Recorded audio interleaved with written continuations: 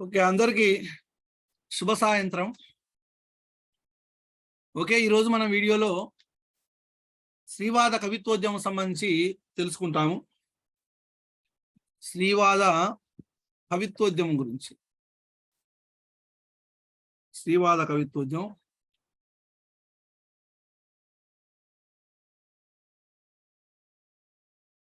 ఒక్క నిమిషం. శ్రీవాద కవిత్వోద్యమం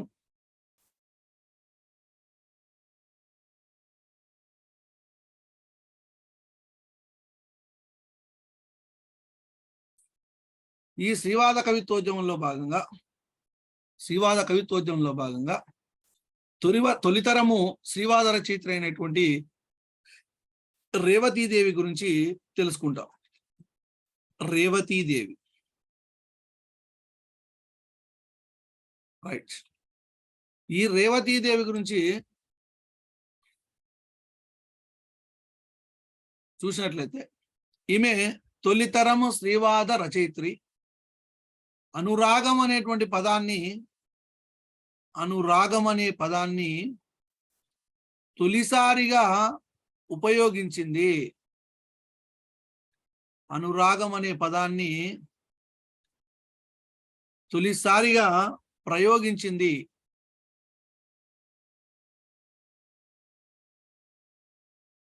రైట్. తెలుగులో తొలి శ్రీవాద కవితా సంపుటి అయినటువంటి శిలాలోలిత ఈమెదే. తెలుగులో తొలి శ్రీవాద కవితా సంపుటి శిలాలోలిత ఈమెదే. ఓకే, మరి ఈ కవితా సంపుటికి 1983లో ప్రీవర్స్ ఫ్రంట్ పురస్కారం అనేటువంటిది లభించింది. ఈ కవితా సంపుటికి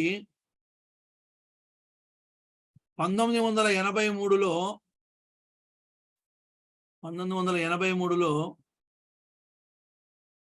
ప్రీవర్స్ ఫ్రంట్ పురస్కారము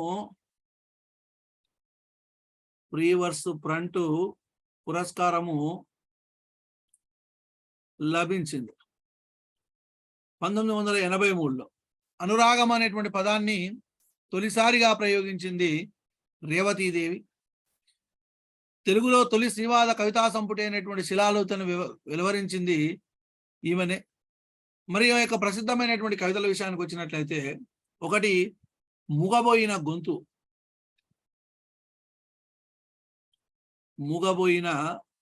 గొంతు, రెండు వృచ్చితి,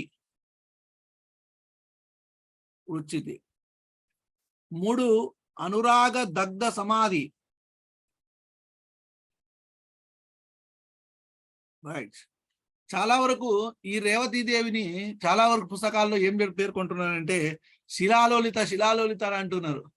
ఈమె పుస్తకం పేరు శిలాలోలిత కానీ ఈమె పేరు శిలాలోలిత కాదు, గుర్తుపెట్టుకోండి.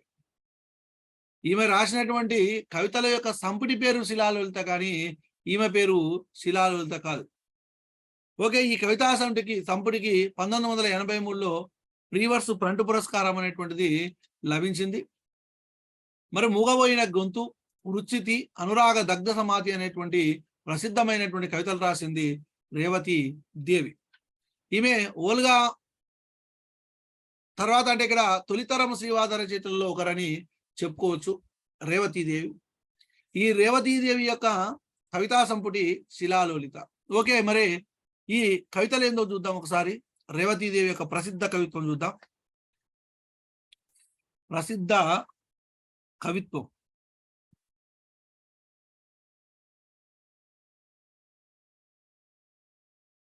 ప్రసిద్ధ కవిత్వం ఒకటి. నా హృది ఎన్నటికీ ఆరని చితి. హృది అంటే ఇక్కడ హృదయం. ఇన్నాళ్ళు గలగలా మాట్లాడితే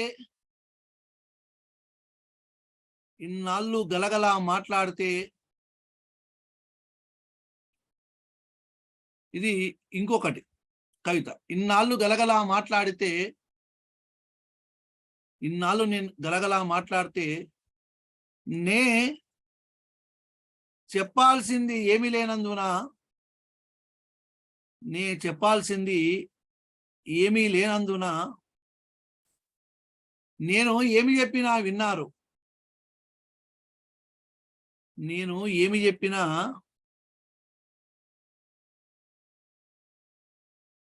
విన్నారు. ఇప్పుడేమో నాకు చెప్పాల్సింది ఏదో ఉంది. మాట్లాడబోతే ఎవరు వినిపించుకోరే.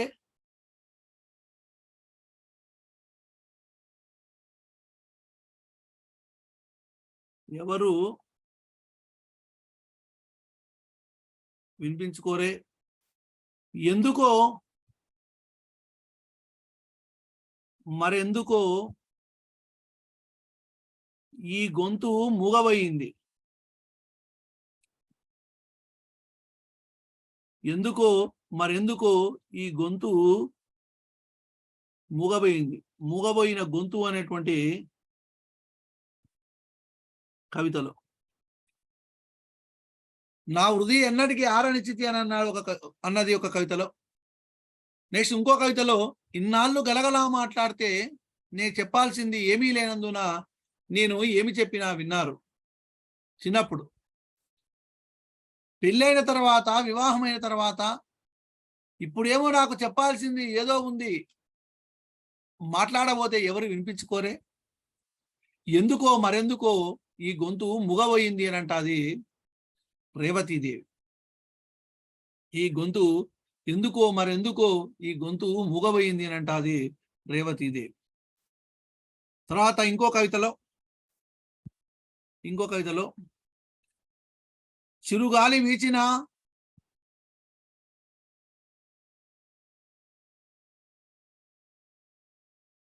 పరిమళము సోకిన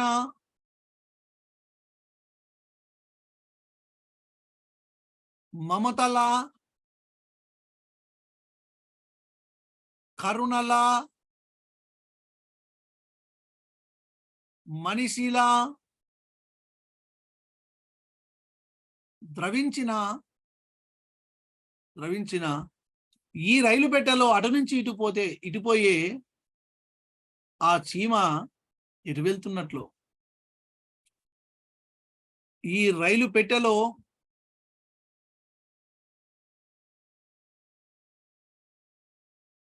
అటు నుంచి ఇటు పోయే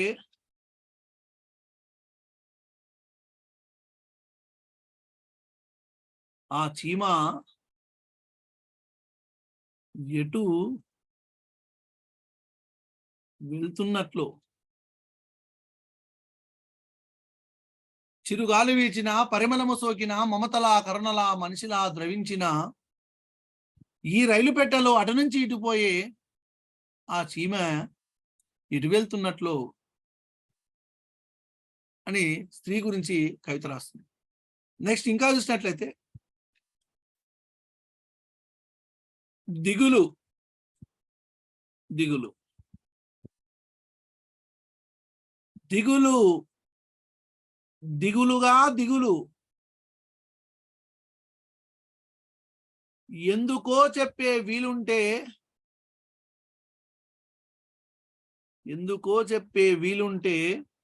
దిగులెందుకు. దిగులు దిగులు దిగులుగా దిగులు ఎందుకో చెప్పే వీలుంటే దిగులెందుకు. ఎందుకో చెప్పడానికి వీలుంటే అసలు దిగులెందుకు. చెప్పే వీలుంటే దిగులు పోతుంది. కానీ చెప్పడానికి వీలు లేదు కాబట్టి అసలు దిగులెందుకు. అసలు ఎందుకో చెప్పే వీలుంటే దిగులెందుకు. బాధ ఉంది, ఆ బాధను చెప్పాలనుకుంటున్నది, కానీ చెప్పడానికి వీలు లేదు. కాబట్టి ఎందుకో చెప్పే వీలుంటే ఆ దిగులెందుకు. చెప్పడానికి వీలు లేదు కాబట్టి దిగులు అని చెప్తున్నది. నెక్స్ట్ ఇంకా చూసినట్లయితే నేనెవరినో మీకు తెలియదు. కవితలో నేను కాదు, ఇక్కడ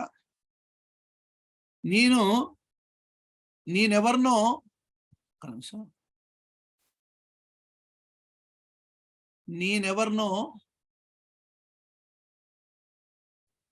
మీకెవరికి తెలియదు.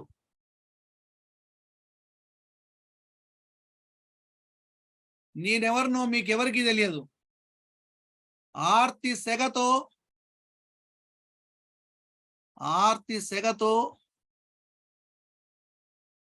ఎర్రగా జ్వలించే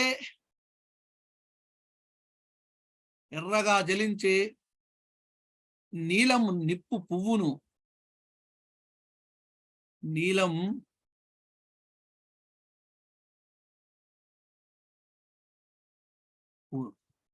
నేనెవరినో మీకు తెలియదు, ఆర్తి సెగతో ఎర్రగా జ్వలించే నీలం నిప్పు పువ్వును అని చెబుతాది రేవతీదేవి. నెక్స్ట్ ఇంకో కవితలో, ఈ శరీరము మూగబోయిన శతతంత్రల వీణ,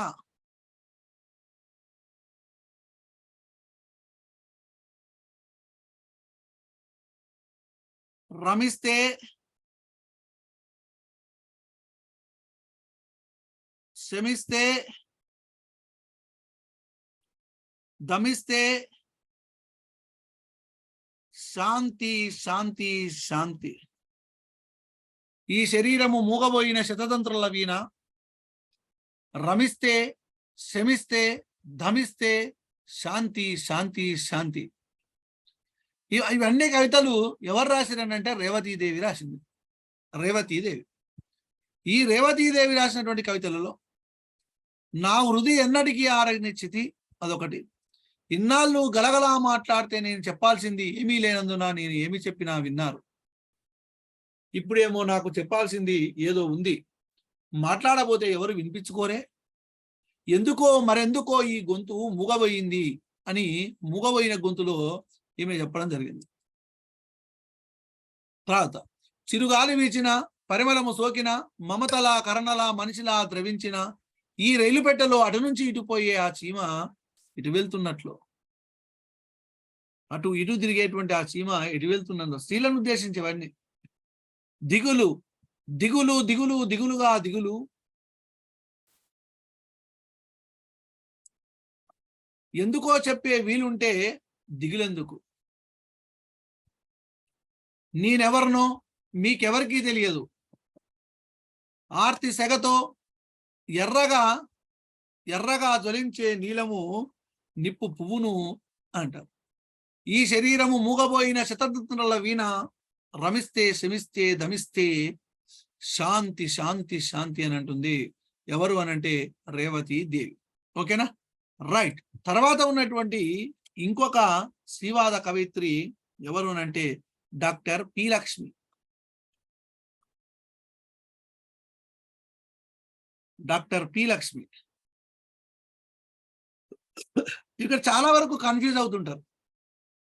రేవతీదేవికి పి లక్ష్మికి చాలా వరకు కన్ఫ్యూజ్ అనేటువంటిది కావడానికి అవకాశం ఉంది. ఈమె శంషాబాదు నివాసి,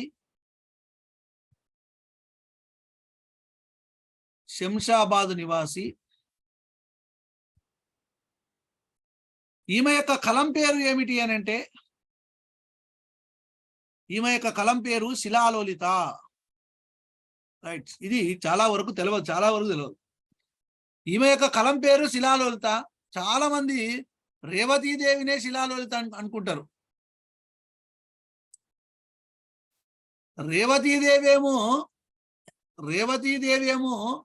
రేవతీదేవి యొక్క కవితా సంపుటేమో శిలాలోలిత. ఈమె యొక్క కలం పేరేమో శిలాలోలిత. చూడండి, కన్ఫ్యూజ్ కావద్దు. డాక్టర్ పి లక్ష్మి యొక్క కలం పేరేమో శిలాలోలిత, రేవతీదేవి యొక్క కవితా సంపుటి పేరేమో శిలాలోలిత. మరి పి లక్ష్మి ఎవరు అని అంటే జాగ్రత్తగా కాన్సన్ట్రేషన్ చేయాలి. ప్రముఖ మైనార్టీవాద రచయిత అయినటువంటి యాకూబ్ యొక్క భార్య. ప్రముఖ మైనార్టీవాద కవిత్రి రచయిత అయినటువంటిది యాకూబ్ యొక్క భార్య. ముస్లిం హిందువులు కలిసి వివాహం చేసుకున్నారు అప్పుడు. రైట్. మరి ఈమె యొక్క కవితలు ఏమున్నాయి, డాక్టర్ పి లక్ష్మి యొక్క కవితలు ఏమున్నాయి అని అంటే, ఒకటి పంజరాన్ని నేనే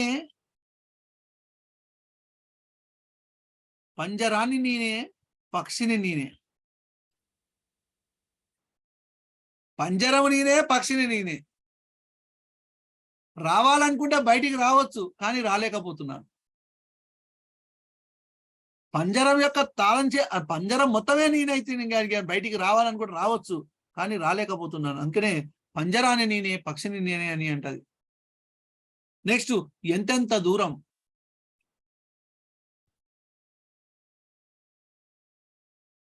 ఎంతెంత దూరం. నెక్స్ట్, గాజు నది. నెక్స్ట్, నారీ సారించి. నారీ సారించి. పంజరాన్ని నేనే, పక్షిని నేనే, ఎంతెంత దూరం, గాజు నది, అదేవిధంగా నారీ సారించి అనేటువంటి ఈమె కవయిత్రుల యొక్క కవితా మార్గం అనేటువంటి అంశం మీద ఉస్మానియా యూనివర్సిటీలో పిహెచ్డి చేసింది. ఏ అంశం మీద పిహెచ్డి చేసింది? ఏమే కవయిత్రుల యొక్క కవితా మార్గం అనేటువంటి అంశం మీద. కవయిత్రుల కవితా మార్గం.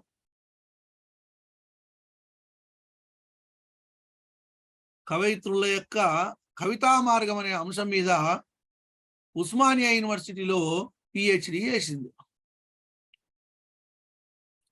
ఈమె వృత్తిరీత్యా అధ్యాపకురాలు.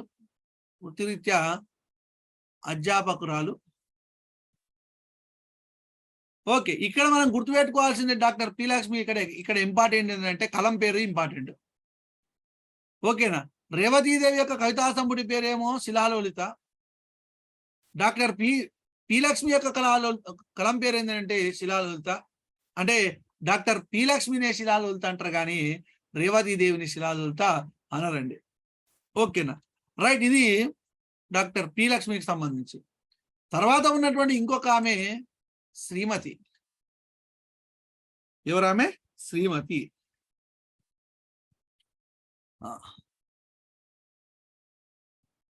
ఇక్కడ ఒక కన్ఫ్యూజ్. శ్రీమతి రజియా బేగం ఇద్దరు ఒకటేనా, వేరు వేరా? చెప్పాలి, మీరు చెప్పాలి. శ్రీమతి ఎస్ రజియా బేగము ఇద్దరు ఒకటేనా, వేరు వేరా?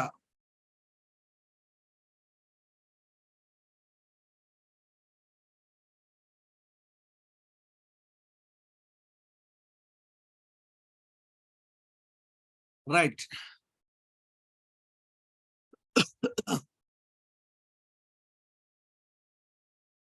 ఇద్దరు వేరు వేరు, మార్చుకోండి. మరి శ్రీమతి వేరు, శ్రీమతి ఎస్ రజియా బేగం అనేటువంటి ఆమె వేరు. అంటే ఈమె శ్రీమతి అనేటువంటిది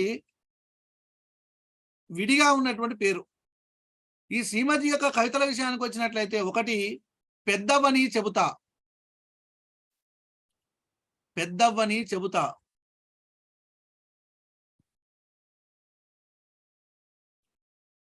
ఈ పెద్దయినగా నీ పని చెప్తా అన్నట్టు అనమాట. ఇంకొకటి నేను అమ్మలో ఉన్నప్పుడు.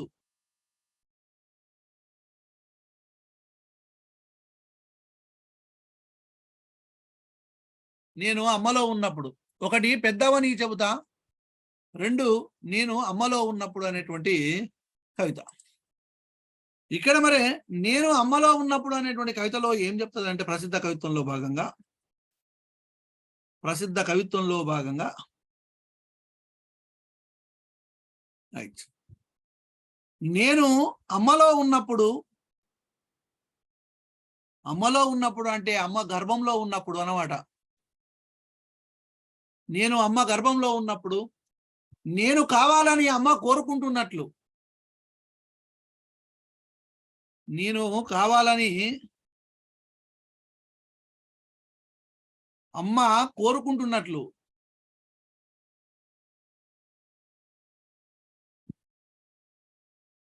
అంటే అమ్మాయి పుట్టాలని అమ్మ కోరుకుంటున్నట్లు, అమ్మ కోరుకుంటున్న విషయం నాన్నకు తెలిసింది. నాన్నకు తెలియగానే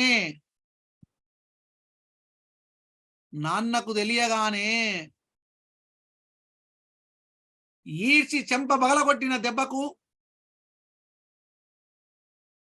ఈడ్చి చెంప బగలగొట్టిన దెబ్బకు ఎమ్మడ ఒక చెంపకూరు కొట్టిండు. నువ్వు బిడ్డ కావాలనుకుంటున్నావే అని ఒక్కడేసిండు. ఈడ్చి చెంప బగలగొట్టిన దెబ్బకు అప్పుడు లోపల ఉన్నటువంటి నాకు నేనెవరో నాకు తెలిసింది. నేనెవరో నాకు తెలిసింది. నేనొక స్త్రీని.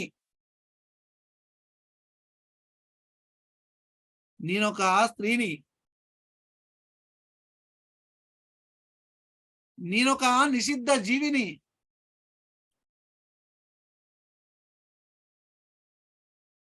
నేనొక స్త్రీని, నేనొక నిషిద్ధ జీవిని. మొన్నటిదాకా నా నవ్వు నిషిద్ధం.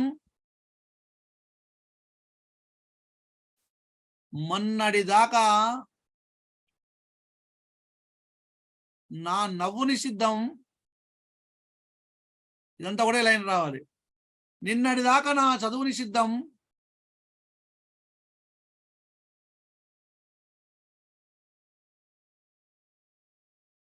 నిన్నటిదాకా నా చదువు నిషిద్ధం. నేడు నా బతుకు కూడా నిషిద్ధమే.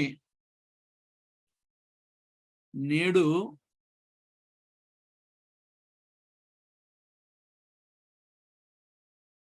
బతుకు కూడా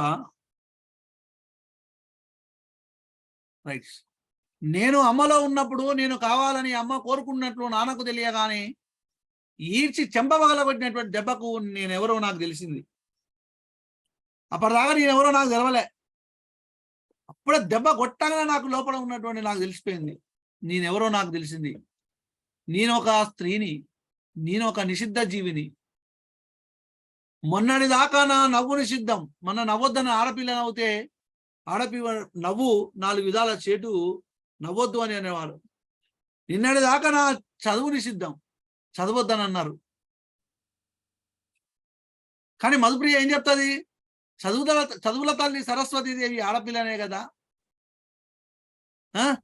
చదువుల తల్లి సరస్వతీదేవి ఆడపిల్లే కదా, నాకెందుకు చదువు ఎందుకు అంటున్నారు అని చెప్తుంది. నిన్నటిదాకా నా చదువు నిషిద్ధము, నేడు నా బతుకు కూడా నిషిద్ధమే అంటది శ్రీమతి. నా బతుకే నిషిద్ధము, స్త్రీ అనేటువంటి బతుకే నిషిద్ధం అని ఆమె చెప్తుంది శ్రీమతి. ఓకేనా? రైట్. ఇంకో కవిత. చీర ఒక అంచును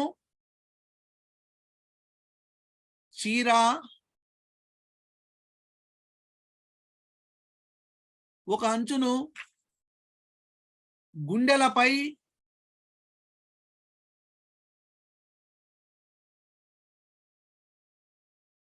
పదిలంగా అమర్చుకున్నట్లు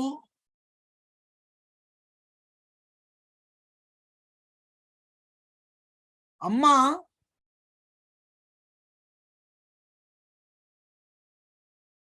తమ్ముణ్ణి హృదయానికి అత్తుకుంటుంది.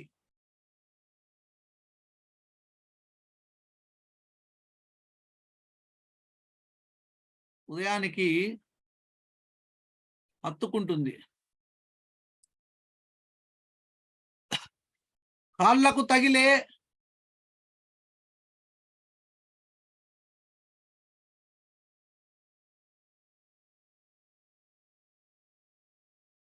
అంచుల నన్ను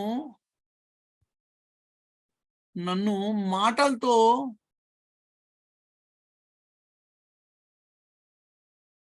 తంతుంది.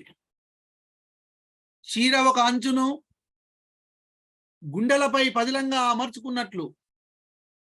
చీరకు 2 అంచులు ఉంటాయి. ఒకటేమో గుండె మీద ఉంటుంది, ఒకటేమో కాళ్ళ దగ్గర ఉంటుంది. ఒక అంచును గుండెలపై పదిలంగా అమర్చుకున్నట్లు అమ్మ తమ్ముణ్ణి హృదయానికి అత్తుకుంటుంది. కాళ్లకు తగిలే అంచులా నన్ను మాటలతో తంతుంది అని ఆడపిల్ల గురించి ఇక్కడ చెప్పడం జరిగింది. ఎవరు ఈమె? శ్రీమతి. ఎవరు అంటే ఈమె శ్రీమతి.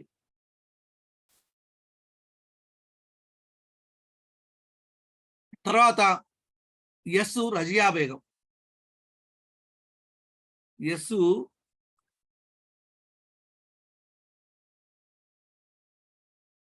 ఈ ఎస్ రజియా బేగం యొక్క కవిత అలాగే అన్నారు, అలాగే అన్నారు, అలాగే అన్నారు. ఈ అలాగే అన్నారు అనేటువంటి కవితలో ఎస్ రజియా బేగం అనేటువంటి ఆమె, ఎస్ రజియా బేగం అనేటువంటి ఆమె 3 దశల గురించి, అంటే స్త్రీ యొక్క బాల్యం, యవ్వనం, వృద్ధాప్యం 3 దశల్లో ఉన్నటువంటి స్థితిగతుల గురించి చెప్పడం జరుగుతుంది. ఏమని చెప్తుందనంటే, బాల్యంలో చిన్నపిల్లవి నీకేం తెలుసు కూర్చో అన్నారు.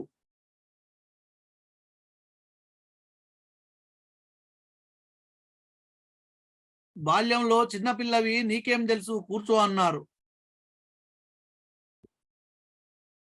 యవ్వనంలో ఉడుకు రక్తం, మంచి చెడు తెలియదు కూర్చో అన్నారు.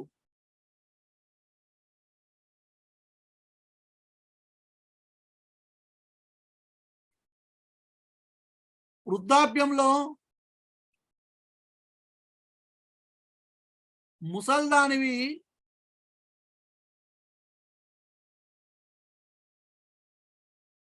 ఇంకేం చేస్తావు కూర్చో అన్నారు. ఇక చూడండి, ఏదో మాట్లాడాలని పోయిరంట. ఏ చిన్నపిల్ల కుసా కుసా అని అన్నాడంట. ఏం తెలియదు కుసాను చిన్నపిల్ల అని అన్నాడంట. అయిపోయింది, బాగానే పెద్దగా అయింది, పెరిగి పెద్దగా అయింది. అప్పుడు ఏదో మాట్లాడుతున్నావు, ఉడుకు రక్తంలో మాట్లాడుతున్నావు, నీకేం తెలియదు కూర్చో అన్నారంట. ఉడుకు రక్తంతో మాట్లాడుతున్నావు, నీకేం తెలియదు కుసా అని అన్నారంట. ఇక అంతా అయిపోయింది. వృద్ధాప్యంలో అప్పుడేదో మాట్లాడకపోతే ముసలా నువ్వు కూర్చోవే అని అన్నారంట. ఏ దశలో కూడా నన్ను మాట్లాడనీయలేదు. బాల్యంలో మాట్లాడనీయలేదు, యవ్వనంలో మాట్లాడనీయలేదు, వృద్ధాప్యంలో కూడా మాట్లాడనీయలేదు అంటది. అవకాశము రానందుకు కోపంగా లేదు నాకు, నాకు కూర్చొని కూర్చొని బద్ధకం వచ్చినందుకు కోపంగా ఉంది అని అంటది. నేను చిన్నపిల్లగా ఉన్నప్పుడు అవకాశం రాలే పోని, యవ్వనంలో కూడా అవకాశం రాలేదు పోని, ముసల్దాన్ని అయిన తర్వాత కూడా అవకాశం రాలేదు పోని, కోపం ఏం లేదు నాకు, నాకు కూర్చొని కూర్చొని బద్ధకం వచ్చినందుకు కోపంగా ఉంది అని అంటది. ఇక్కడ ఈ కవితలో చివరిలో దీని కంటిన్యూషన్ చూడండి, దీని కంటిన్యూషన్. అవకాశం రానందుకు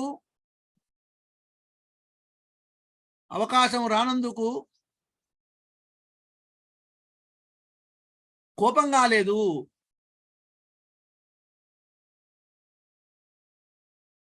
నాకు కూర్చొని కూర్చొని బద్ధకం వచ్చినందుకు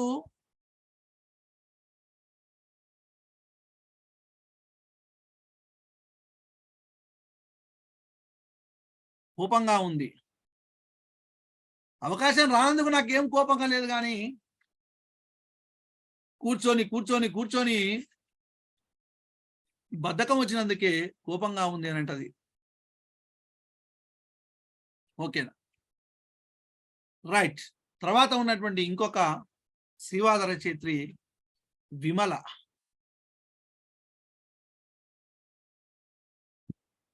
విమల ఈమె శ్రీవాదంలో విప్లవ కవిత్వాన్ని రచయించినటువంటి రచయిత్రి. శ్రీవాదములో విప్లవ కవిత్వాన్ని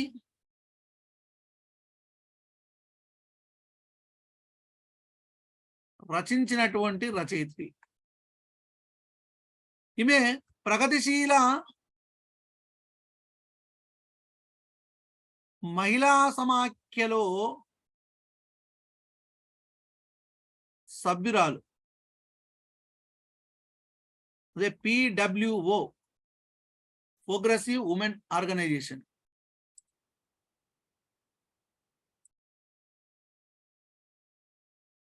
ప్రగతిశీల మహిళా సమాఖ్యలో సభ్యురాలు. శ్రీవాదంలో విప్లవ కవిత్వాన్ని రచించినటువంటి రచయిత్రి. అంటే మొత్తం మీద ఒక విధంగా చూసినట్లయితే రాడికల్ శ్రీవాదం అనొచ్చు. లిబరల్ కాదు, రాడికల్ శ్రీవాదం అనొచ్చు. ఈమె యొక్క రచనల విషయానికి వచ్చినట్లయితే ఒకటి ఒంటిల్లు.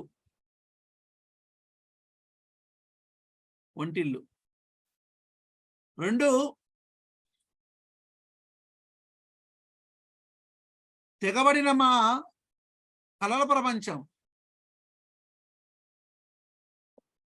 నెక్స్ట్ సౌందర్యాత్మక హింస.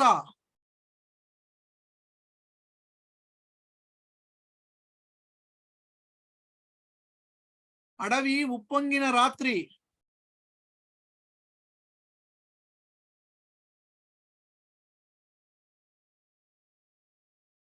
వేశ్య శిశువు.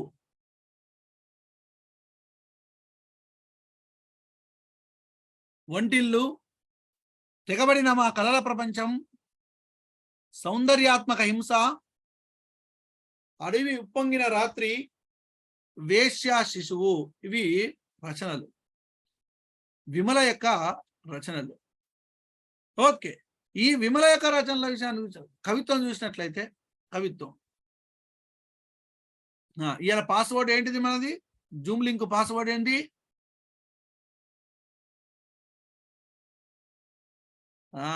రైట్, ఒంటిల్లు. ఈరోజు పాస్వర్డ్ ఒంటిల్లు. రైట్.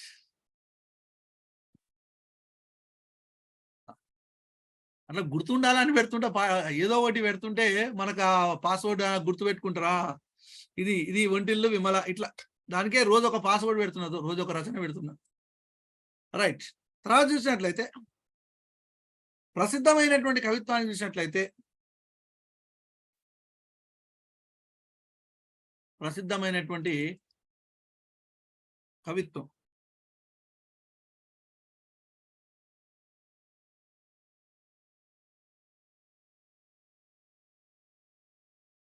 రైట్ ఏమంటుందని అంటే ఈమె ప్రసిద్ధమైనటువంటి కవిత్వంలో భాగంగా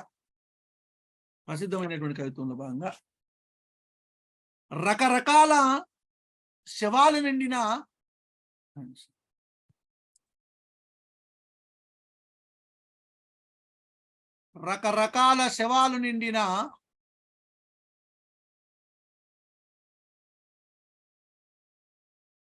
శ్మశానములా మా ఒంటిల్లు.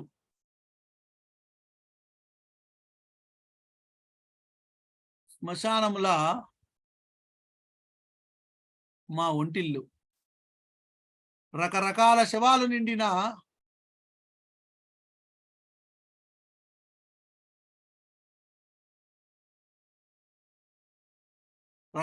శవాలు నిండిన శ్మశానంలా మా ఒంటిల్లు. భయం భయంగా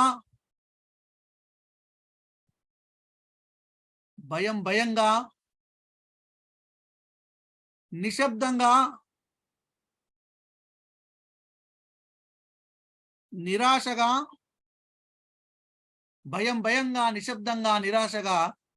మా అమ్మొక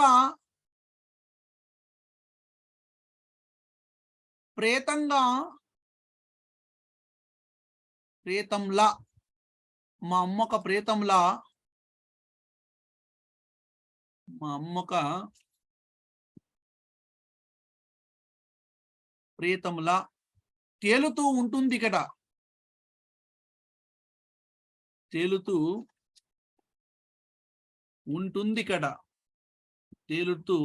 ఏమైతుంది? ఒక నిమిషం.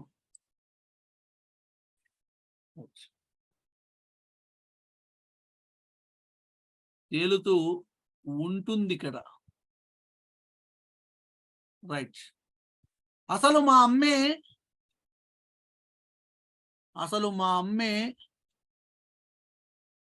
నడుస్తున్న వంటగదిలా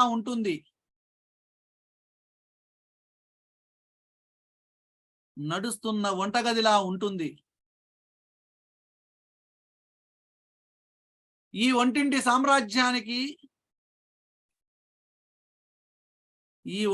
సామ్రాజ్యానికి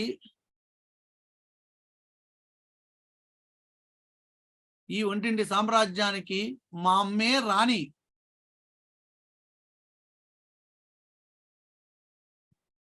అయినా చివరకు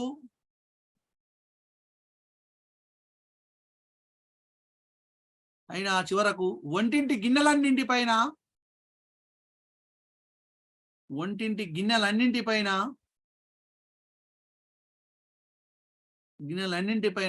మా నాన్న పేరే.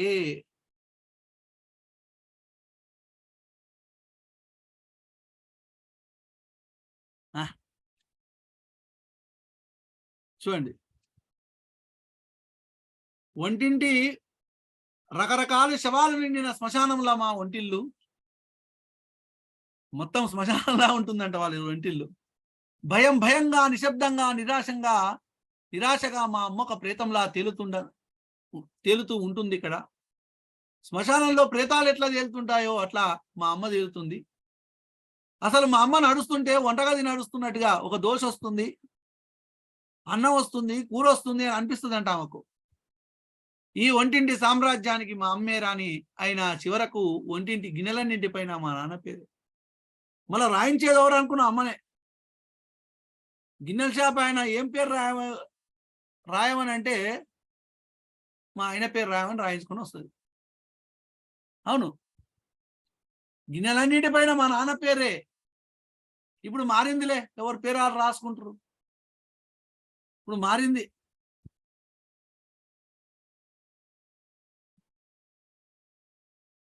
ఇప్పుడు రాసుకుంటారు. మా మేడం ఉంది, ఆమె పేరే రాయించుకుంటుంది గిన్నెల పేరు మీద. నా పేరేం రాస్తలేరు. అయిపోయింది. అది ఒకప్పుడు నడిచింది. ఒకప్పుడు అంటే ఆ కాలంలో విధంగా. ఇది ఒక కవిత, వంటిల్లులో ఒక పార్ట్.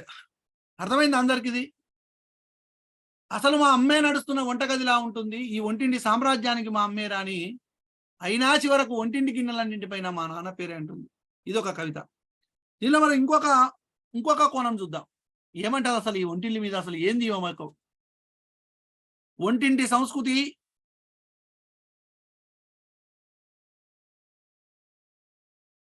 ఏంది ఈ సంస్కృతి? వంటింటి ముచ్చట్లు,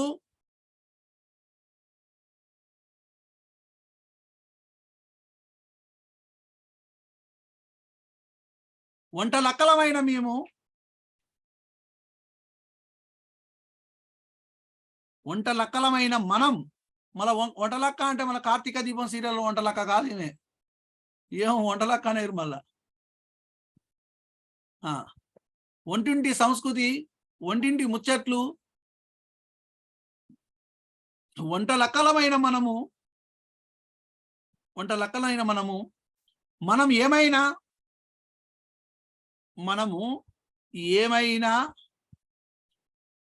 మన అంతిమ కర్తవ్యం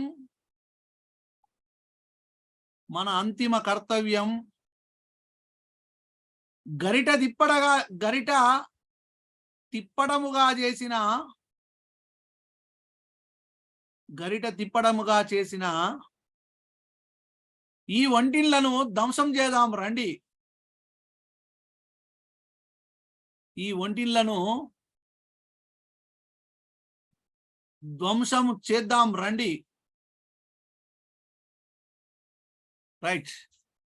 ఎప్పుడు ఎంత దూరం పోయినా కానీ కలెక్టర్ అయినా గంట తిప్పాల్సి వచ్చింది. అసలు ఏంది ముచ్చట? ఇంత చేసి గంటలు తిప్పాల్సిన పరిస్థితి ఏర్పడ్డది. వంటలక్కలమైనటువంటి మనము, వంటింటి సంస్కృతి, వంటింటి ముచ్చట్టు, వంటలక్కలమైనటువంటి మనం ఏమైనా మన అంతిమ కర్తవ్యం గరిట తిప్పుడేనా?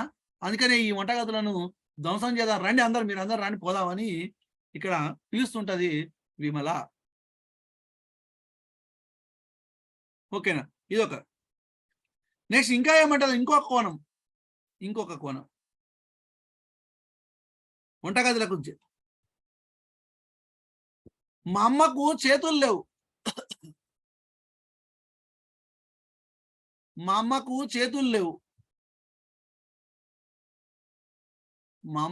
చేతులు లేవు. ఆమెను చూస్తే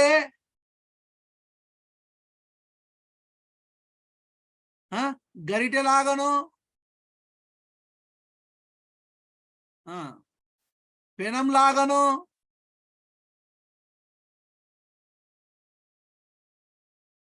వంటింటిని అలంకరించిన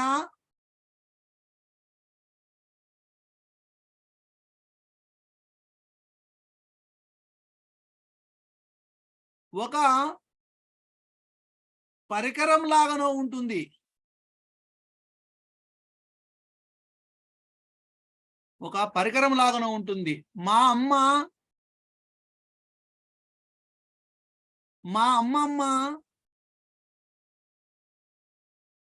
ఇంట్లో అమ్మలంతా ఇక్కడే స్త్రీలయ్యారట. అంటే వంట నేర్చుకున్నారు అనమాట. మా అమ్మకు చేతులు లేవు, ఆమెను చూస్తే గంటలాగా అనిపిస్తుందంట, పెంకలాగా అనిపిస్తుందంట. మన తెలంగాణ భాషలో పెనం అంటే పెంక, గరిటె అంటే గంటె. అవునా? గరిటెలాగానో పెనం లాగానో వంటింటిని అలంకరించిన ఒక పరికరం లాగానో ఉంటుంది. చిన్నపిల్లలు చూడండి, ఎంతసేపు ఆడుకుంటారు, అమ్మ కనపడగానే అన్నం అంటుంటారు. అవును, చూసి అట్లా అనిపిస్తుంది. నాయన కనిపిస్తే ఏమడిగారు, ఏదో చాక్లెటో ఏదో ఒకటి తీసుకో అక్కడ. అమ్మ కనపడగానే అన్నం ఆకలి అవుతుంది దానికి, ఎందుకో మరి ఆకలేదు. అంటే ఆమెను చూస్తే గరిటెలాగానో పెనంలాగానో వంటింటిని అలంకరించిన ఒక పరికరం లాగానో ఉంటుంది. మా అమ్మమ్మ అందరూ ఇక్కడే అమ్మలయ్యిరంట, ఇక్కడే స్త్రీలయ్యిరంట అనేటువంటి విషయాన్ని ఇక్కడ చెప్తుంది. రైట్. నెక్స్ట్ ఇంకో కవితలో మనమంటే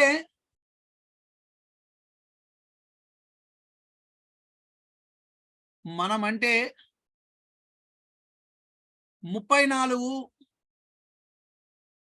24, 35 కొలతలమైన చోట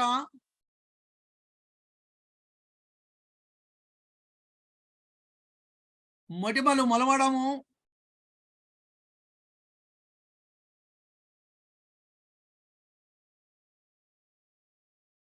జుట్టు రాలడం,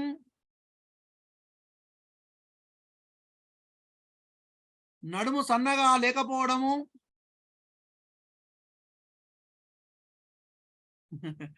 నడుము సన్నగా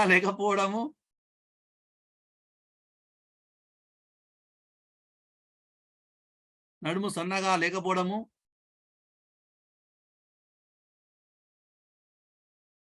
మన నిరంతర ఆందోళనలు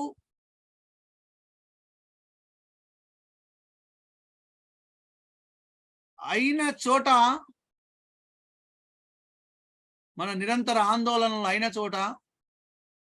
అందము పోటీ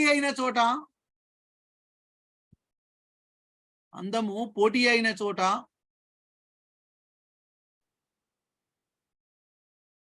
అందము సరుకైన చోట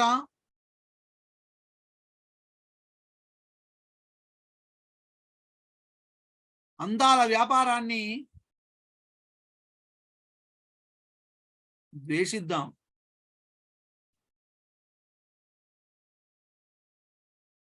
రైట్. మనమంటే 34, 24, 36 కూడా ఉంటుంది ఒక దగ్గర. మనమంటే 36, 36 రాసుకోరాదు, ఎందుకని పుస్తకంలో.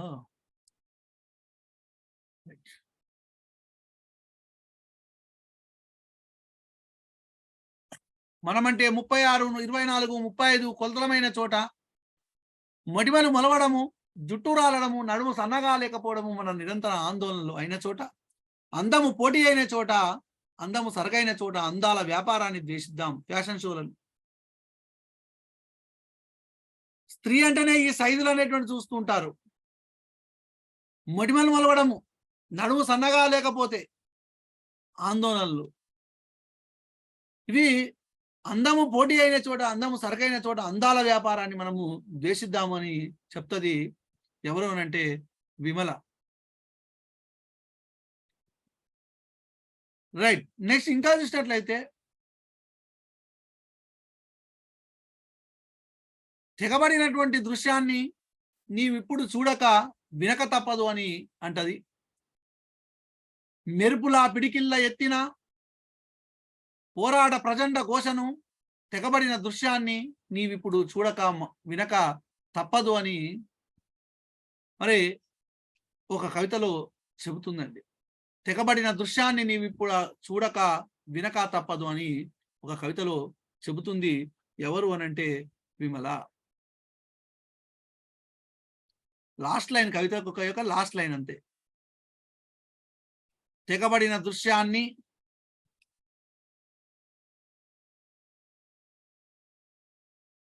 మొత్తం కవిత అవసరం లేదు. నీవిప్పుడు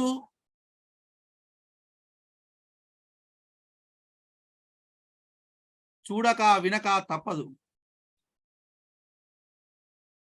ఓకేనా? రైట్. నెక్స్ట్ తర్వాత ఉన్నటువంటి ఇంకొక శ్రీవాద రచయిత్రి పాటిబండ్ల రజని. ఎవరామె?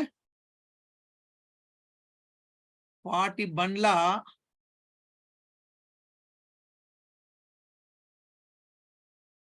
రజని. రైట్. ఈమె యొక్క కవితలు ఒకటి అబార్షన్ స్టేట్మెంట్.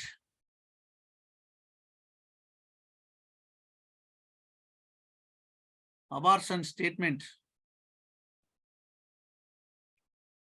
2 స్వరస్థానం.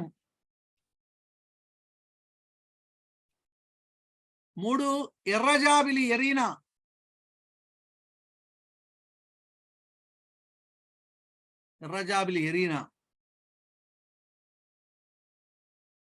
4 రాజీ చేసుకోవాలి.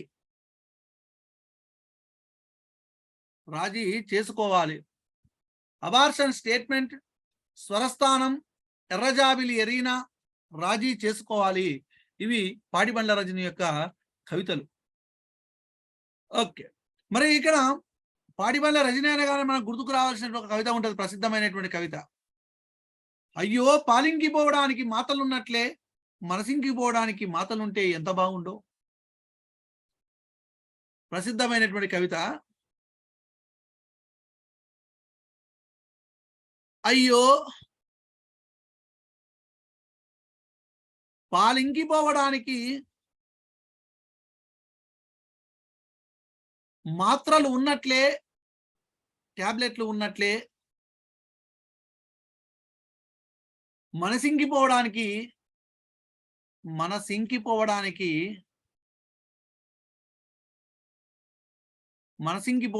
మాత్రలు ఉంటే బాధపడి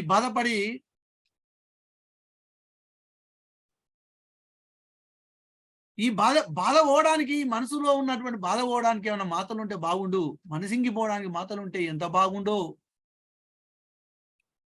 అంటది. అయ్యో పాలింకిపోవడానికి మాటలు ఉన్నట్లే మనసింకిపోవడానికి మాటలుంటే ఎంత బాగుండో అని అంటది. ఎవరు అని అంటే పాటిబండ్ల రజని. ఇంకేమంటది అనంటే, మన పిల్లల కోసం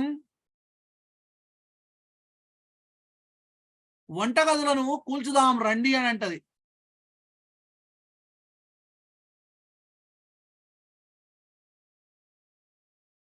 ఇంతకుముందు విమల ఏమన్నది?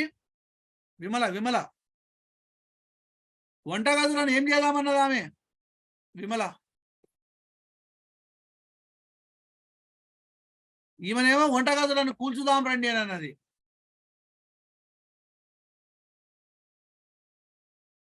వంటగదులను ధ్వంసం చేద్దాం రండి అని అంటది. ధ్వంసం. ఈమెనేమో వంటగదులను కూల్చుదాం రండి అంటది. మన పిల్లల కోసం వంటగదులను కూర్చుదాం. మరి ఎక్కడ వండుకుంటారో ఏమో, మరి ఎన్నో అనుకుంటారు. ఇక వండుకోరు.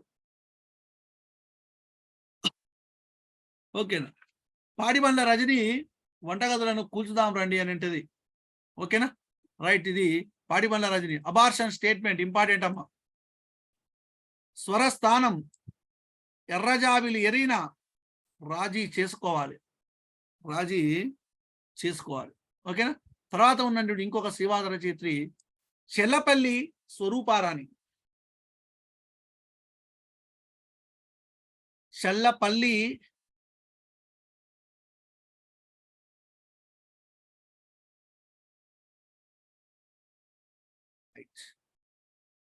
ఈ చెల్లపల్లి స్వరూపారాణి అనేటువంటి ఆమె రాసినటువంటి కవితలు మంకెన పువ్వు.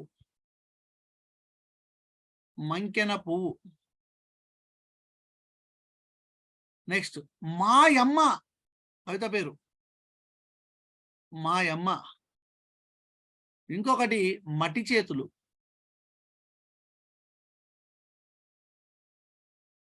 చెల్లపల్లి స్వరూపారాణి యొక్క కవితలు మంకెన పువ్వు, మాయమ్మ, మట్టి చేతులు. ఓకేనా. మరి చెల్లపల్లి స్వరూపారాణి యొక్క ప్రసిద్ధమైనటువంటి కవితలో మీకు అందరికీ తెలిసినటువంటి కవిత ఒకటి ఉంటుంది. పెట్టుబడిదారి పెనిమిటిని సరుపులో నానబెట్టి పైనుండి కిందికి జాడిద్దామని అంటది. ఈ కట్నాలేటువంటి పెనిమిటి అని అంటే భర్త. పెట్టుబడిదారి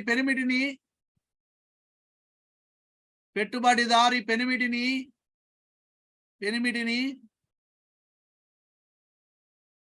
సర్ఫ్లో నానబెట్టి,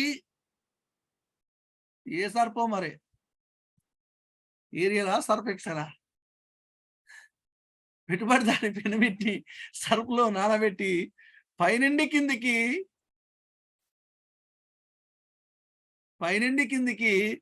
జాడిద్దామంటది. ఒకటే గుర్తుపెట్టుకోండి, సర్ఫ్ స్వరూపరాణి. గుర్తుపెట్టుకోవడం కోసం సర్ఫ్ స్వరూపరాణి. స్వరూప అంటే సర్ఫ్ గుర్తు రావాలి. ఇక సర్ఫ్ వచ్చిందంటే స్వరూప.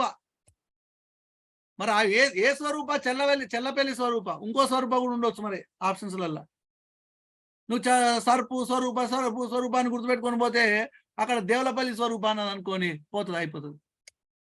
చెల్లపల్లి స్వరూప. ఓకేనా, రైట్. నెక్స్ట్ ఇంకొక కవిత, ఇంట్లో పెళ్ళాంగా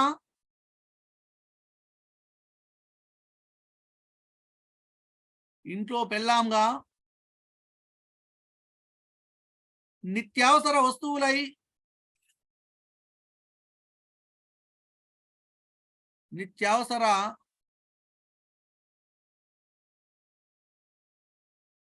వస్తువులై వీధుల్లో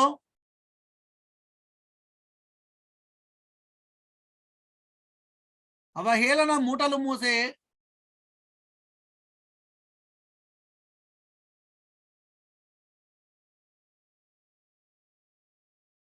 కులం తక్కువ గాడిదనై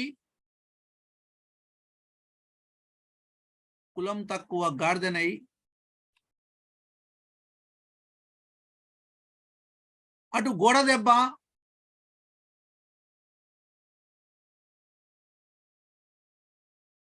ఇటు చెంపదెబ్బ.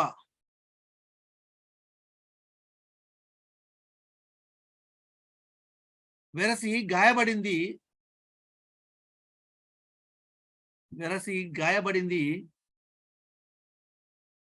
నీ బ్రతికే కదా.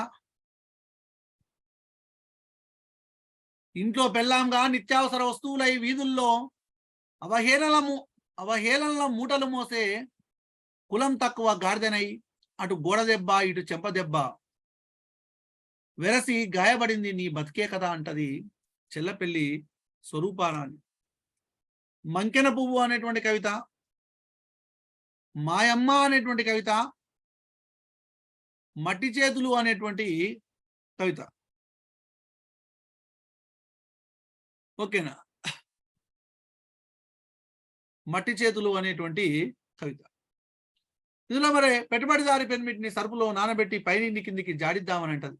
ఓకేనా, రైట్. చెల్లపల్లి స్వరూపారాణి కూడా కంప్లీట్ అయిపోయింది. తర్వాత జయప్రభ.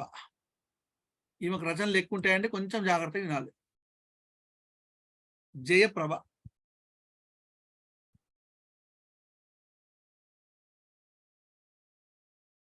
అంతే. కవిత్వం మొత్తం ఇంతే ఉంటుంది. కవిత్వ ఉద్యమాలు మొత్తం అంతే ఉంటుంది. ఒక కవి, ఆయన రాసిన కవితలు, రచనలు, కవిత్వం, అంతే. ఇక మైనాటివాదం ఇట్నే ఉంటది, అనుభూతివాదం ఇట్నే ఉంటది, భావ కవిత్వం ఇట్నే ఉంటది, అభిదయ కవిత్వం ఇట్నే ఉంటది, తెలంగాణ అస్తిత్వ ఉద్యమం ఇట్నే ఉంటది. అన్ని కవిత్వ ఉద్యమాలు ఇట్నే ఉంటాయి. ఎందుకంటే కవిత్వం దాని పేరే కవిత్వం కదా. రైట్. ఈ జయప్రభ అనేటువంటి చూసినట్లయితే స్త్రీవాదం అనేటువంటి పదాన్ని తొలిసారిగా ప్రయోగించింది. స్త్రీవాదం అనేటువంటి పదాన్ని తొలిసారిగా ప్రయోగించింది 1987లో. అంతకంటే ముందు ఫెమినిజం అనేటువంటి వాళ్ళు, తర్వాత స్త్రీవాదం అనేటువంటి పదాన్ని 1980లో ప్రయోగించింది. ఈమె సోషలిస్టు స్త్రీవాదంలో రచనలు చేసింది. సోషలిస్టు స్త్రీవాదంలో రచనలు చేసింది. జయప్రభ యొక్క పత్రిక వచ్చేసి లోహిత 1989. రైట్. మరి ఇక్కడ పత్రిక అని అంటారు, కరపత్రిక అంటే ఇక కరపత్రిక లాగా స్టార్ట్ చేసిండు అనమాట. చేతికి కరపత్రిక, పాంప్లెట్ లా. తెలుగులో వచ్చిన మొట్టమొదటి స్త్రీవాద కరపత్రిక లోహిత. తెలుగులో వచ్చిన మొట్టమొదటి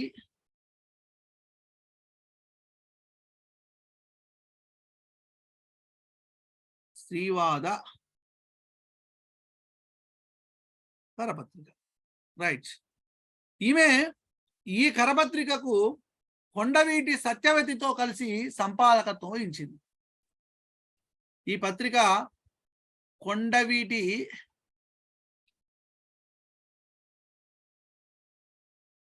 సత్యవతితో కలిసి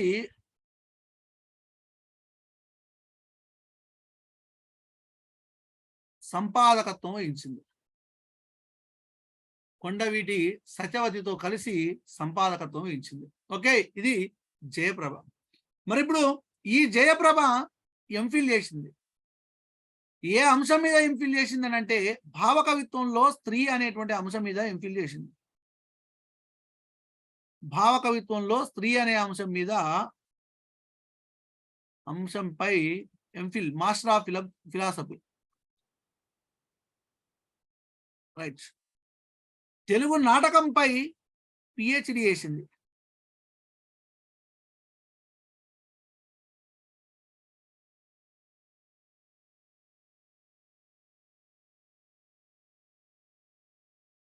తెలుగు నాటకంపై పిహెచ్డి చేసింది. ఓకే. ఈ జయప్రభ కవిత్వాన్ని, శ్రీవాద కవిత్వాన్ని మన పివి నరసింహారావు గారు ఏం చేసిండనంటే ఇంగ్లీష్లోకి అనువాదం చేయడం జరిగింది. ఆంగ్లంలోకి అనువాదం చేసింది. మరి ఏ పేరుతో అనువాదం చేసిండు అని అంటే అన్ఫోర్సీన్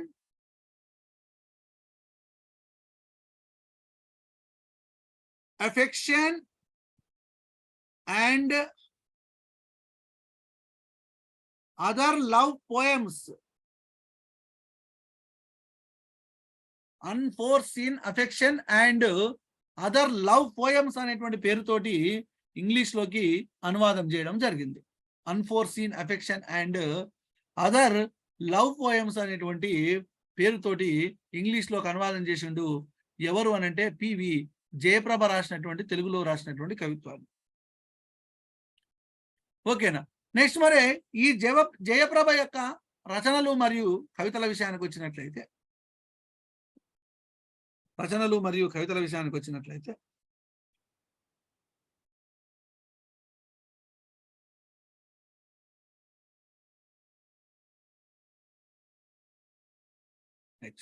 నెంబర్ 1, పైటను తగలయ్యాలి.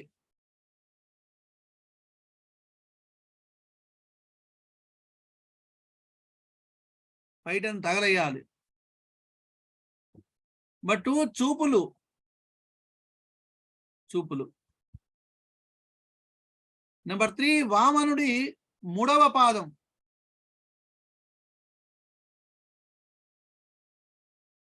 నెంబర్ 4 విచ్చు కత్తులు.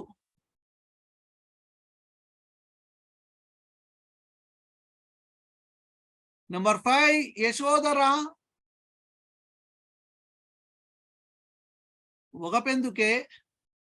యశోదర ఒగపెందుకే. నెంబర్ 6 చింతల నెమలి.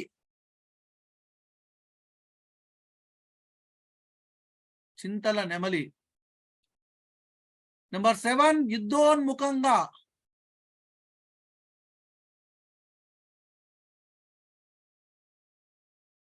నెంబర్ 8 పురుషులు. నెంబర్ 9 నా దేశంలో స్త్రీ.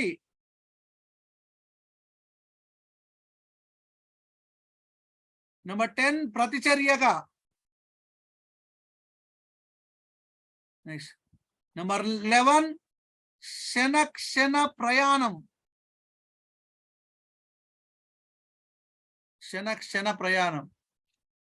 నెంబర్ 12 4వ గోడ. నెంబర్ 13 సూర్యుడు కూడా ఉదయిస్తాడు.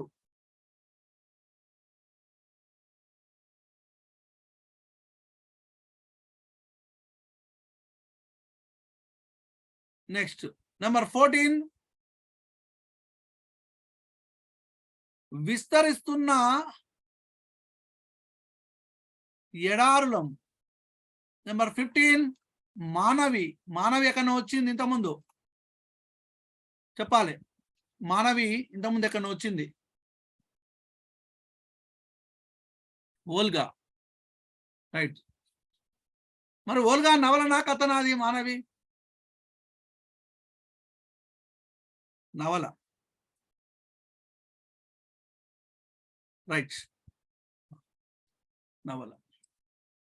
ఇది ఒక కవిత, మానవి అనేటువంటి కవిత. ఇక్కడ పైటను తగలయ్యాలి, చూపులు, వామనుని 3వ పాదము, విచ్చుకత్తులు, యశోదర ఒగపంతికే, చింతల నెమలి, యుద్ధోన్ముఖంగా, పురుషులు, నా దేశంలో స్త్రీ, ప్రతిచర్యగా, క్షణ ప్రయాణము, 4వ గోడ, సూర్యుడు కూడా విదయిస్తాడు, విస్తరిస్తున్న ఎడారులము, మానవి. ఇవి ఈమె యొక్క జయప్రభ యొక్క రచనలు మరియు కవితలు. తర్వాత ప్రసిద్ధ కవిత్వం.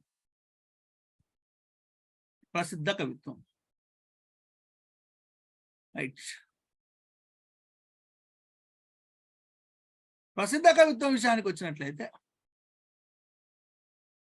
ఏమంటుందనంటే ఈమె,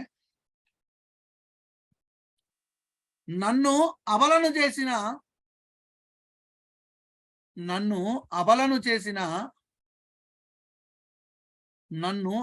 చేసిన పితృస్వామ్యపు అదృశ్య హస్తము పైట.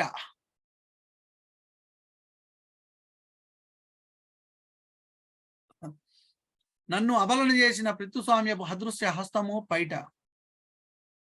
దోపిడీ సంస్కృతి నా వ్యక్తిత్వాన్ని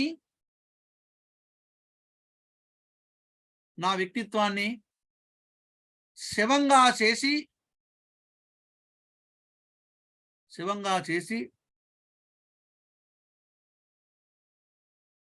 దానిపైన కప్పిన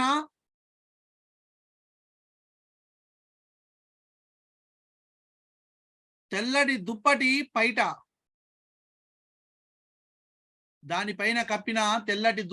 పైట. నేను నడిచే శవాన్ని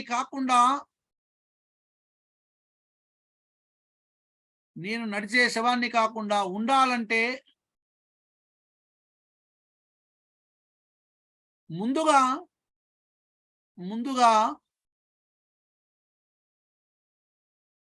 ఈ పైటను తగలయ్యాలి అంటది జయప్రభ. నన్ను స్త్రీగా చేసిన అబల అంటే బలము లేనిది అనమాట. బలము లేనిదానిగా చేసినటువంటి బలము లేని అబల ఏ సమాసం? అబల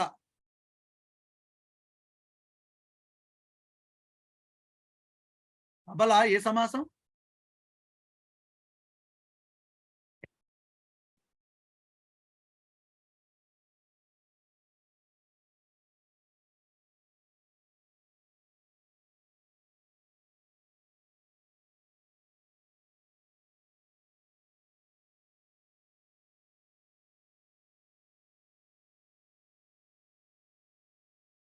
అబల ఏ సమాసం?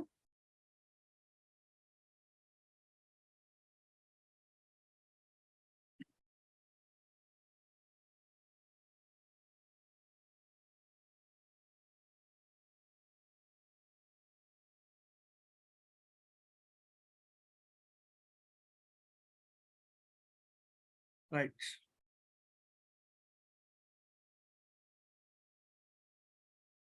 అబల ఏ సమాసం చెప్పాలి.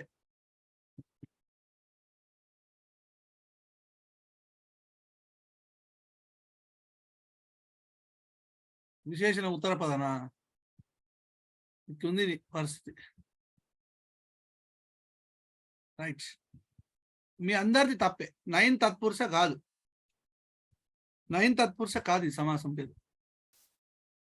రైట్. చూడండి, జాగ్రత్త వినాలి. అబల అనేటువంటిది అబల అని అంటే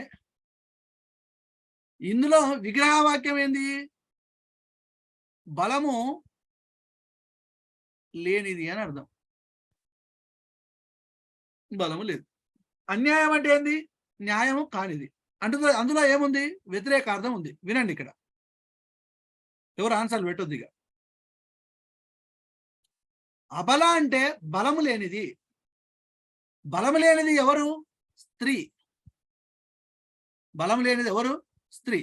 జాగ్రత్త వినాలమ్మ. బలము లేనిది స్త్రీ అని అన్నాడు. విగ్రహవాక్యంలోనేమో వ్యతిరేకార్థం ఉంది. బలం లేని స్త్రీ అన్నప్పుడేమో అన్య పదార్థం వచ్చింది. అన్యపదం యొక్క అర్థం అన్యపదార్థం. అంటే ఇక్కడ విగ్రహవాక్యంలో వ్యతిరేకార్థము మరి అన్యపదార్థం రెండు ఉంది. విగ్రహవాక్యంలో వ్యతిరేకార్థం ఉంటేనేమో 9 తత్పురుష సమాసం, అన్యపదార్థ ప్రాధాన్యం ఉంటేనేమో బహురీ సమాసం. కాబట్టి రెండు లక్షణాలు ఉన్నాయి. కాబట్టి అబల అనేది 9 బహురీ సమాసం. అబల అనేటువంటిది 9 బహువ్రీహి సమాసము. రెండు ఉన్నాయి కాబట్టి అర్థమవుతుందా? చాలా వరకు ఏం చేస్తారని అంటే అబల అనగానే 9 తత్పురుష 9 తత్పురుష 9 తత్పురుష 9 తత్పురుష అని అంటారు.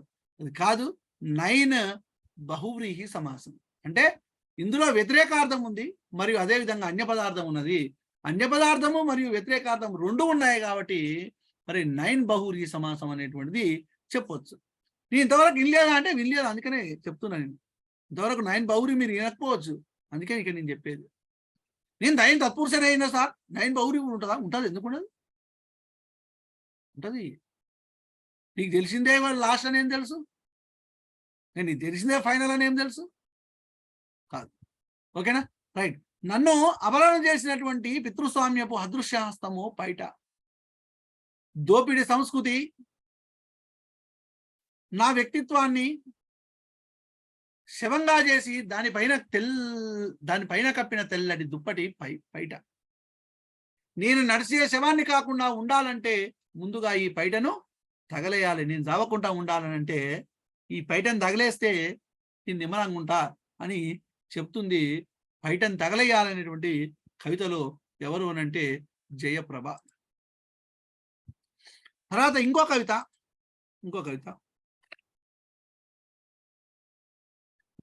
ఆ చూపులో ఎప్పుడూ ఒకే సంకేతం ఉంటుంది.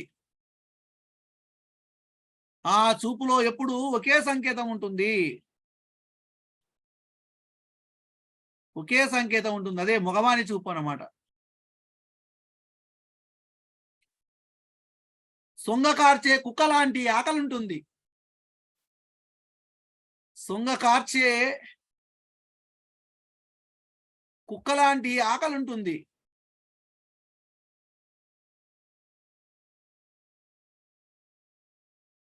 రెండు కళ్ళ నుంచి చూపులు సూదుల్లా వచ్చి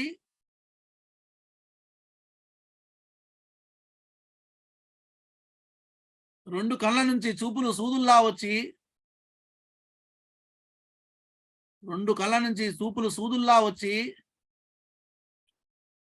మాంసపు ముద్దలపై విచ్చలవిడిగా తిరుగుతుంటాయి.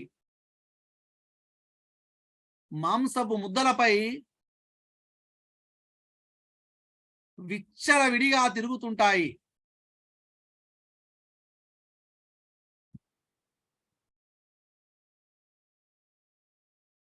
ఈ దేశంలో ఆడదానికి ఒళ్ళంతా ముళ్ళు ఉండే రోజు ఎప్పుడు వస్తుందో, ఈ దేశంలో ఆడదానికి ఒళ్ళంతా ముళ్ళుండే రోజు, ఒళ్ళంతా ముళ్ళు ఉండే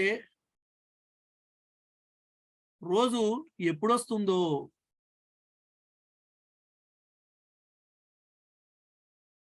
ఇక ముళ్ళుంటే ఎవడు ముట్టుకోడు, వాడు చూడడు అనేటువంటిది ఇక్కడ అనమాట. చూడగానే ఆ ముళ్ళు అనేటువంటివి ఆయన కళ్ళల్లో గుచ్చుకోవాలి అనేటువంటిది అనమాట. ఆ చూపులో ఎప్పుడు ఒకే సంకేతం ఉంటుంది, పురుషుని యొక్క చూపులో. సొంగ కార్చే కుక్క లాంటి ఆకలి ఉంటుంది. రెండు కళ్ళ నుండి చూపులు సూదుల్లా వచ్చి మాంసపు ముద్దలపైన విచ్చలవిడిగా తిరుగుతుంటాయి ఆ చూపులు. ఈ దేశంలో ఆడదానికి వల్లంతా ముళ్ళుండే రోజు ఎప్పుడు వస్తుందో అనే కవిత ఏ కవితలో రాసిందంటే చూపులు అనేటువంటి కవిత. చూపులు అనేటువంటి కవిత. ఓకేనా, రైట్. తర్వాత ఇంకొక కవిత ఈమె రాసిందే. విక్రమించే వామని మూడో పాదమై పెరిగి, విక్రమించే వామనుడి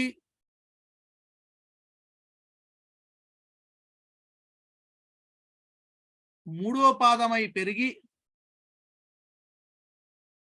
ఆడజాతిపై ఆఖరి అడుగు ఆడజాతిపై ఆఖరి అడుగు పెట్టబోతుంది. విక్రమించే వామనుడి మూడో పాదమై పెరిగి ఆడజాతిపై ఆఖరి అడుగు పెట్టబోతుంది అని అంటాడు జయప్రభ. అంటే వామన్ని మూడడుగుల్లో అట్లా మూడో పాదమై తన జాతి పైన, ఆడజాతి పైన ఆఖరి అడుగు పెట్టబోతుంది అని చెప్తుంది. రైట్. తర్వాత ఇంకో కవిత. నా ఆడతనమే నాకు రూపాన్నిచ్చింది, నా ఆడతనమే నాకు రూపాన్నిచ్చింది, అందమైనటువంటి రూపాన్నిచ్చింది. నేను ఆడదాన్ని అయినందుకే నాకు ఈ అందమైనటువంటి రూపం వచ్చింది. నాకు రక్తస్రావాన్ని ఇచ్చింది,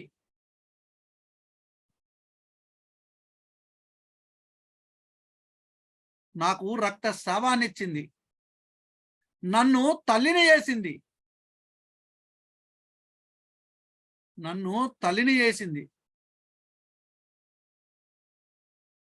గర్వంతో తలెత్తుకునేలా చేసింది.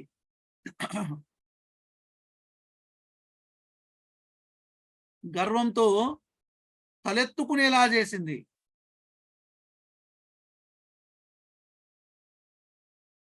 నా కాళ్ళ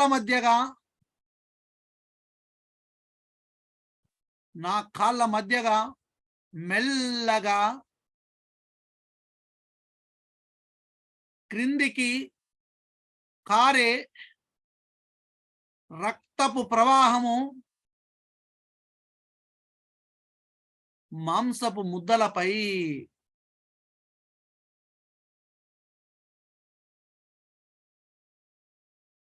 అంటే స్త్రీ రక్తస్రావానికి సంబంధించి ఋతుస్రావానికి సంబంధించినటువంటి కవిత ఇది. నా ఆడతనమే నాకు రూపాన్ని ఇచ్చింది, నాకు రక్తస్రావాన్ని ఇచ్చింది, నన్ను తల్లిని చేసింది, గర్వంతో తలెత్తుకునేలా చేసింది, నా కాళ్ళ మధ్యగా మెల్లగా కిందికి కారే రక్తపు ప్రవాహము మాంసపు ముద్దలపై అని అంటుంది. నెక్స్ట్ ఇంకొక కవిత.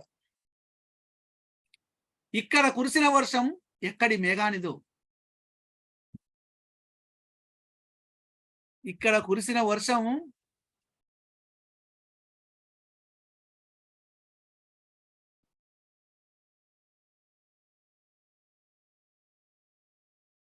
ఇక్కడ కురిసిన వర్షము ఎక్కడ మేఘానిదో.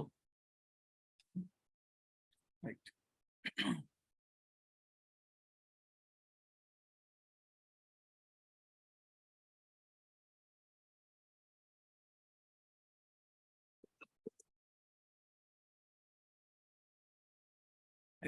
ఇక్కడ కురిసిన వర్షము ఎక్కడ మేఘానిదో.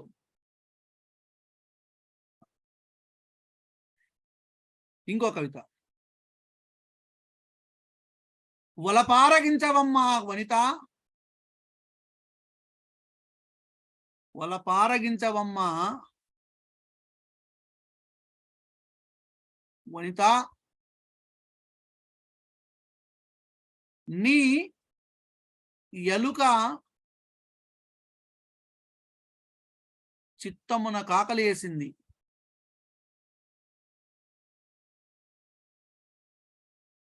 చిత్తమున కాకలి వేసినది. వలపారగించవమ్మ వనిత, నీ ఎలుక చిత్తమున కాకలి వేసినది అంటారు. రైట్. ఇంకో కవిత.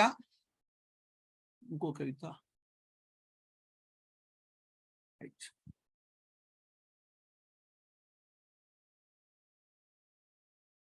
ఒకసారి నీ స్పర్శలో నాకు మాత్రమే తెలిసే సంకేతాలు ఉంటాయి, నాకు మాత్రమే తెలిపే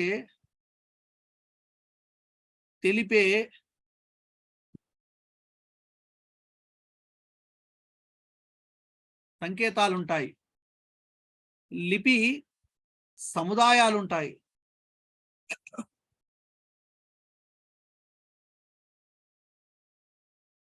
ఏ యుగాల నాటివో తెలియని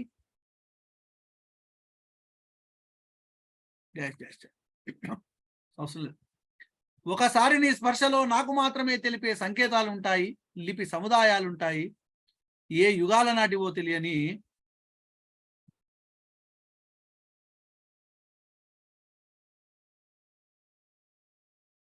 రైట్. ఒకసారి నీ స్పర్శలో నాకు మాత్రమే తెలిపే సంకేతాలుంటాయి, లిపి సముదాయాలుంటాయి, ఏ యుగాల నాటివో తెలియనటువంటి ఏదో డాష్ డాష్ అని పెట్టింది. ఇక మొత్తం కవిత చెప్పుకోవాలంటే ఇక చాలా సేపు అవుతుంది. అయినా కానీ నేను ఒక్కొక్క దాంట్లో ఇట్లా కొన్ని చెప్పుకుంటూ పోతున్నా. కొన్ని తెలవాలి. అడుగుతాడా అంటే అడగవచ్చు. ఒకవేళ పరీక్షలు వచ్చింది అనుకోండి, చెప్పందే వచ్చింది అనుకోండి, ప్రాబ్లం కావడానికి అవకాశం ఉంది. ఒకటో రెండో బిట్లు వస్తుండొచ్చు, మరి ఒకటి రెండు బిట్లు కూడా చాలా చాలా చాలా ముఖ్యం కాబట్టి అన్నిటిని మనము కోడ్ చేసుకోవాల్సిన అవసరము ఉన్నదండి. ఓకేనా. తర్వాత ఘంటసాల నిర్మల. ఎవరు? ఘంటసాల నిర్మల.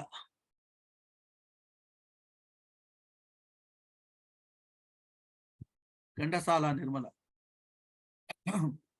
ఈమె విజయవాడ నివాసి.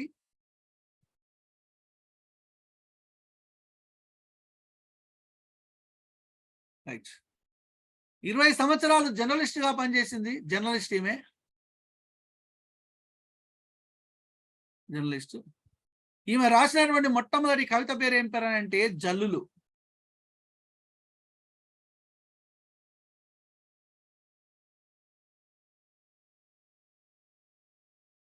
జల్లు.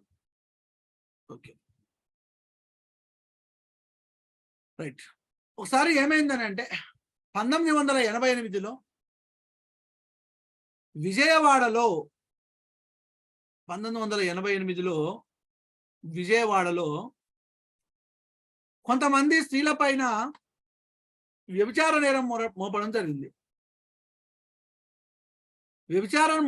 నేరాన్ని మోపినందుకు నిరసనగా ఈమె రాసినటువంటి కవితనే ఏ కాల్ గర్ల్స్ మోనోలాగ్. ఈమె రాసినటువంటి కవిత ఏంటిది? A call girls monologue. Call girls అంటే వేశ్యలు. ఏ కాల్ గర్ల్స్ మోనోలాగ్ అనేటువంటి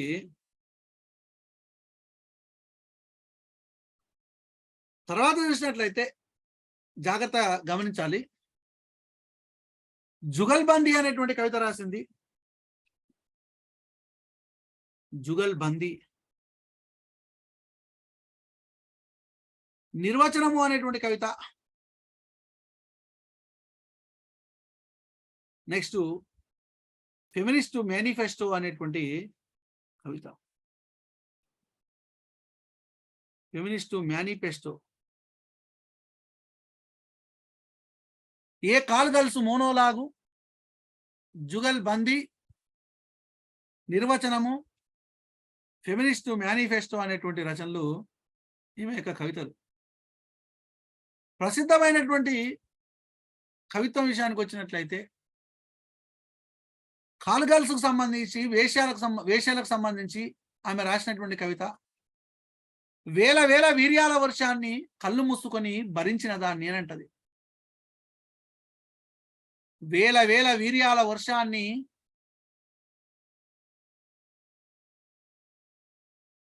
కళ్ళు మూసుకొని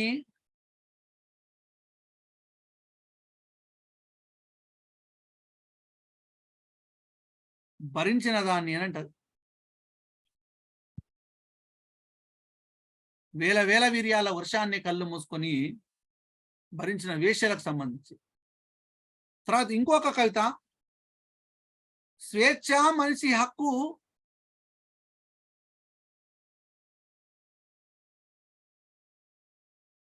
స్వేచ్ఛ మనిషి హక్కు,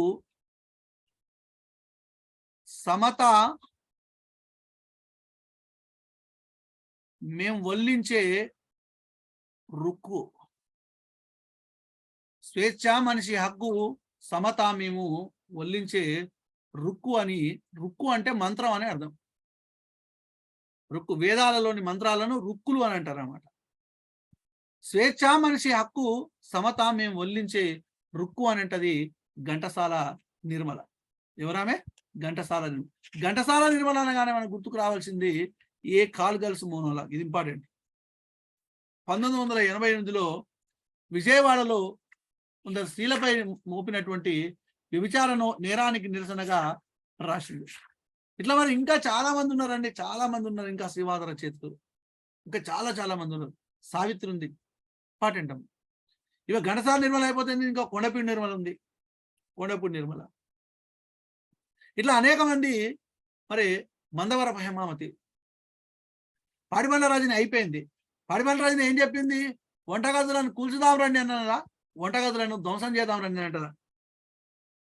పాడిబండ్ల రాజుని ఏమంటది? ధ్వంసం చేద్దాం అంటదా, వంటగదులను కూల్చుదాం రండి అంటదా?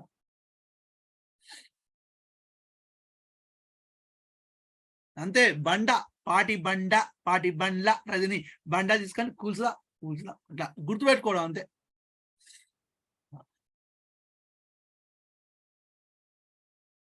కూల్చుదా. పాలింకి పోవడానికి మాతలు ఉన్నట్లే మనసింకి పోవడానికి మాతలుంటే ఎంత బాగుండు అంటుంది. పెట్టుబడిదారి పెనిమిటిని సరుపులో నానబెట్టి పైనుండి కిందికి జాడిద్దామంటది. రైట్. పెట్టుబడిదారి పెనిమిటిని పైనుండి కిందికి సరుపులో నానబెట్టి పైనుండి కిందికి జాడిద్దాం. చెల్లపల్లి స్వరూపారాణి, సర్పు చెల్లపల్లి. ఓకేనా? ఇక్కడ కురిసిన వర్షం ఎక్కడి మేఘానిదో. ఎవరిది? ఇక్కడ కురిసిన వర్షం ఎక్కడి మేఘానిదో. ఇప్పుడే చెప్పిన. ఇక్కడ కురిసిన వర్షము ఎక్కడ మేఘానిదో. జయప్రభ.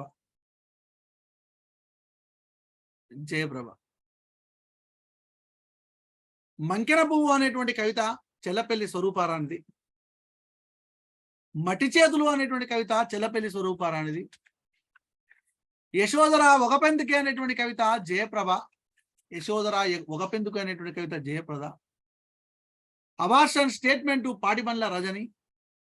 అలాగే అన్నారు రజియా బేగం. పెద్దవని చెప్తా శ్రీమతి. నేను అమలో ఉన్నప్పుడు శ్రీమతి. శిలాలోలిత అనేటువంటి కలం పేరు ఎవరికి ఉన్నది? శిలాలోలిత అనేటువంటి కలం పేరు ఎవరికి ఉన్నది?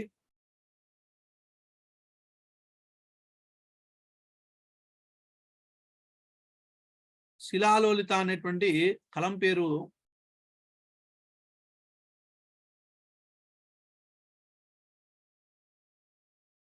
శిలాలోలిత అనేటువంటి కలం పేరు ఎవరికి ఉన్నది? Doctor P Lakshmi. శిలాలోలిత అనేటువంటి కవితా సంపుటి ఎవరిది? శిలాలోలిత అనేటువంటి కవితా సంపుటి ఎవరిది? రేవతీదేవి. పంజరాని నేనే పక్షిని నేనే అనేటువంటి కవిత ఎవరిది? పంజరాని నేనే పక్షిని నేనే అనేటువంటి కవిత ఎవరిది? పంజరాని నేనే పక్షిని నేనే అనే కవిత ఎవరిది? Right, P Lakshmi.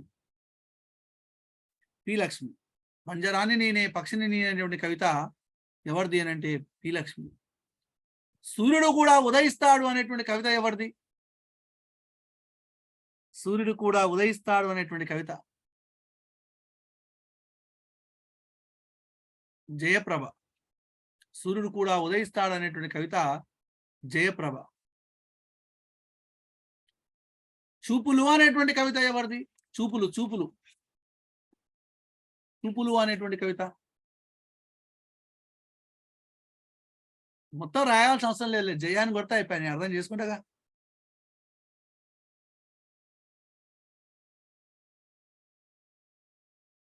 Right. ఎర్రజాబిలి arena. ఎర్రజాబిలి arena అనేటువంటి కవిత. ఎర్రజాబిలి ఎరీనా అనేటువంటి కవిత ఎవరిది? ఎర్రజాబిలి ఎరీనా.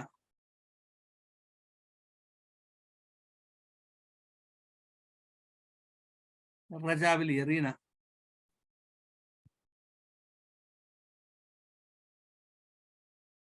పాటిబండ్ల రజని. పాటిబండ్ల రజని. ఎంతెంత దూరము అనేటువంటి కవిత ఎవరిది? ఎంతెంత దూరము అనేటువంటి కవిత. ఎంతెంత దూరం. ఎంతెంత దూరం ఎలిపాయ దూరం అని చిన్నప్పుడు ఆడుతుంది. ఎంతెంత దూరం అనేటువంటి కవిత డాక్టర్ పి లక్ష్మి. నిర్వచనము అనేటువంటి కవిత ఎవరిది? నిర్వచనం. నిర్వచనం అనేటువంటి కవిత నిర్మల కాదు, నిర్మలనే గంట గంట అనాలి. నిర్మల తర్వాత కొండపూడి నిర్మల కూడా వస్తుంది తర్వాత. గంట గంట నిర్మల, ఘంటసాల నిర్మల, ఘంటసాల నిర్మల, ఘంటసాల నిర్మల. ఓకేనా? రైట్. ఇది ఇంతవరకు చెప్పినటువంటి పాఠానికి సంబంధించి మెయిన్ బిట్లు. రైట్. ఒక 5 to 10 minutes బ్రేక్ తీసుకుందాం, మళ్ళీ తర్వాత కలుస్తాం.